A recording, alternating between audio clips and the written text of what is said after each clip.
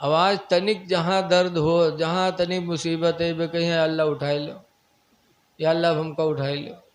अरे मौत की दुआ मांगना मना है, लेकिन जो ईमेर मांगत हैं वो पक्के मक्कार हो थे, मरे कोई चाहत वहवत नहीं है।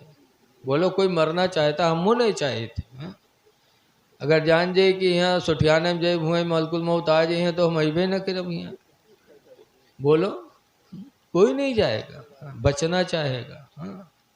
मरना कोई नहीं चाहता है, लेकिन जो कहते हैं वो मरना नहीं चाहते। सच्ची हिकायत में लिखा है कि एक बुढ़िया रहा, उसकी अक्के लड़का बीमार हो गया, तो बुढ़िया रात भर दुआ मांगे, या अल्लाह हमका उठा लो, लड़को को ठड़िया दो, या अल्लाह हमका उठा लो, लड़को को ठड़िया दो। रात भर बक्के, पड़ोसी सोई नहीं पावे। एक दिन एक पड़ोसी बड़ा मन चला रहा है, बस कारा कंबल ओढ़िस और बुढ़िया लंग खौखिया एक दौरा। वह बुढ़िया खटिया से कूद के भाग, जब भाग तो उसके पीछे दौरा के रुक रुक। बुढ़िया कहते कुआ भैया कुआ, कहीं मलकुल मौत हो तो रोह निकाले आया। बुढ़िया कहते भैया हम नए बीमार हैं। भैया वो लड़कवा बीमार है भैया, वो दुआर है वो, हम नए बीमार हैं। देखो डैनिया कहीं यहाँ अत्ते दिन तो कहा था अल्लाह हमको उठा लो, लड़को ठड़ियाई दो, और जब बुका देखे तो कहते हम नहीं बीमार हैं, लड़कवा बीमार है। मौत कोई नहीं चाहता। इसलिए लोगों अल्लाह के फैसले पे राज़ी रहो, हमेशा राज़ी रहो। मुसीबत के दिन आए, करबला में जब हज़रत इमाम हुसैन रदी अल्लाह अन्हु के छोटे लड़के हज़रत अली असगर जब शहीद हुए थे, तो उन्होंने क्या कहा था, या अल्लाह तेरा शुक्र है कि हुसैन की छोटी कुर्बानी भी तूने कबूल कर लिया। क्या बात है। अल्लाह तेरा शुक्र है इमाम हुसैन ने भी अपने लड़के की शहादत पर खुदा का शुक्र अदा किया था। इसलिए अल्लाह के फैसले पर राज़ी रहो। बहरहाल यूसुफ राज़ी रहे तो अल्लाह ताला ने उनके साथ क्या सलूक किया आप सब जानते हो। निकाले गए, मिस्र की बाज़ार में बेचे गए, ग़ुलाम बने बादशाह के यहाँ, और ग़ुलामी से अल्लाह ने उन्हें सल्तनत अता फरमा दी। हक पर रहे वो, और बादशाह बन गए। लबाकिया बड़ा लंबा है। देखो जुलेखा को ख्वाब में अल्लाह ताला ने शादी से पहले यूसुफ अलैहिस्सलाम की तस्वीर को दिखाया था कि इसी से तुम्हारा निकाह होना है।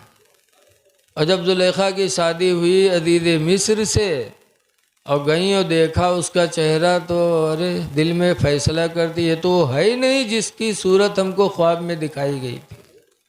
तो उस सूरत की तलाश में थी कि वो सूरत है कहाँ जिसको अल्लाह ने ख्वाब में दिखाया था।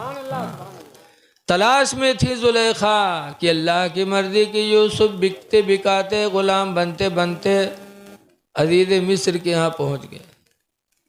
और जब जुलेखा ने यूसुफ अलैहिस्सलाम का चेहरा देखा और जुलेखा के जहन में जो तस्वीर छपी थी उस तस्वीर को मिलाया, तो कहीं ये तो वही है जिसकी तरफ मुझे ख्वाब में इशारा किया गया था।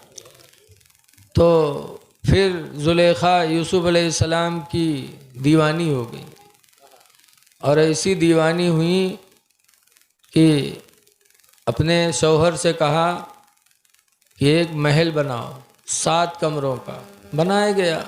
जब बन के तैयार हुए तो जुलेखा ने यूसुफ अलैहिस्सलाम से कहा चलो, ग़ुलाम थे बेचारे घर के, चल दिए। लेके गई जुलेखा, एक कमरे में ले गई, ताला बंद किया, दूसरे में ले गई, ताला बंद किया, इसे लेते जाती थी, ताला बंद करते जाती थी। आखिरी कमरे में जब पहुंची तब जुलेखा ने यूसुफ से गुनाह का इरादा किया। जब गुनाह का इरादा किया तो यूसुफ अलैहिस्सलाम फरमाते जुलेखा ये खुशी का मकान है, इसको गम में न बदलो। अल्लाह इस बंद घर में देख रहा है, ना तुम बर्बाद हो ना हमें बर्बाद करो। लेकिन जुलेखा पर वो मोहब्बत ऐसी गालिब थी कि न माने।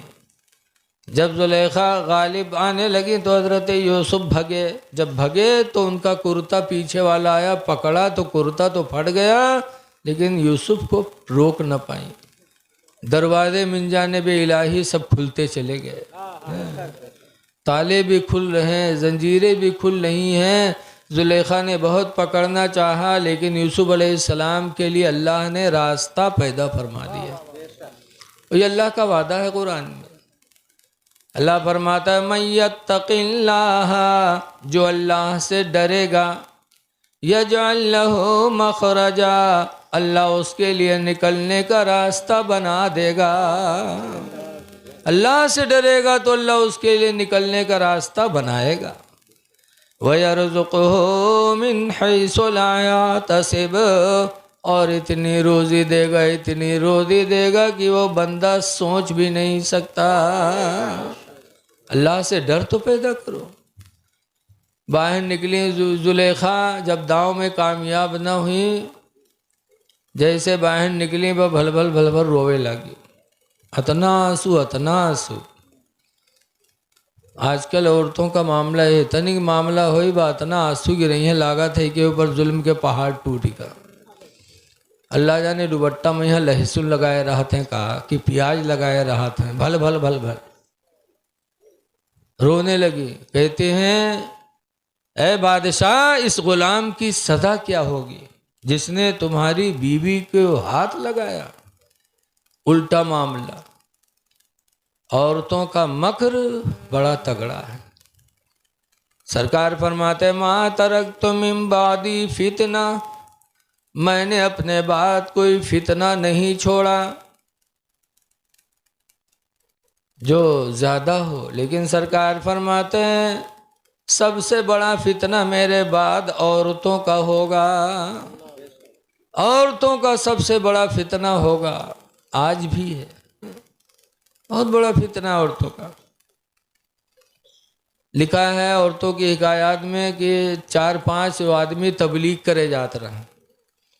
बाहर निकले तो एक पेड़ के नीचे एक औरत को रोते हुए देखा तो तरस खाया कि यार अकेली औरत और बाहर पेड़ के नीचे रो रही है, चलो इसकी खैरियत पूछी जाए और इसके दुख में सहारा बना जाए। उसके बाद कहते हैं छोड़ो हटाओ यार, रोए दो, पता नहीं को है तो मैं जो उन बड़े रहा है कहीं नहीं यार, ये इंसानियत के खिलाफ है। रो रही है तन्हाई में, खुदा जाने किस मुसीबत की मारी है, चलो पूछा जाए। तो और नहीं गए जो अमीर जमात रहे वो चले गए, सलाम किया, पूछा अल्लाह की बंदी क्यों रो रही हो। कहा एक ज़माना हुआ मेरा शौहर गायब है, कोई पता नहीं, रोज़ी कमाने वाला नहीं, मैं दर दर की ठोकर खाती हूँ। शहर के काजी से कहा था जज से कि मुझे दूसरे निकाह की इजाज़त दे दो, तो काजी ने कहा ना, तुम्हारा शौहर जब तलाक देगा तब दूसरा निकाह कर सकती हो, या वो मर जाए तो तुम बेवा हो जाओ तो कर सकती हो।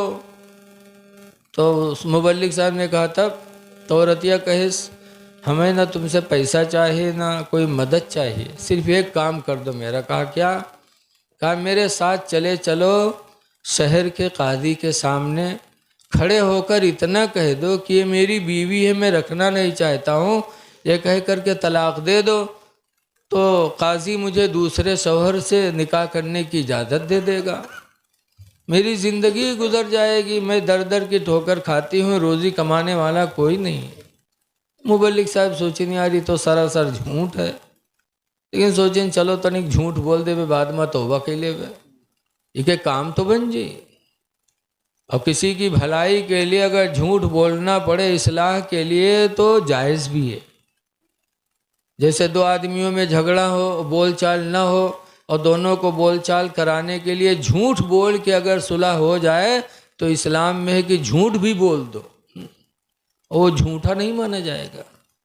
हदीस पाक में अन अब्दुल्लाह इब्न अब्बास क़ाला क़ाला रसूलुल्लाह, अब्दुल्लाह बिन अब्बास से रवायत है, फरमाते अल्लाह के रसूल ने इरशाद फरमाया लैसल खिज़्ज़ाबु, वो झूठा झूठा नहीं, अल्लज़ी युस्लिहु बैनन नास, जो झूठ बोलकर लोगों के दरमियान में सुलह करा दे।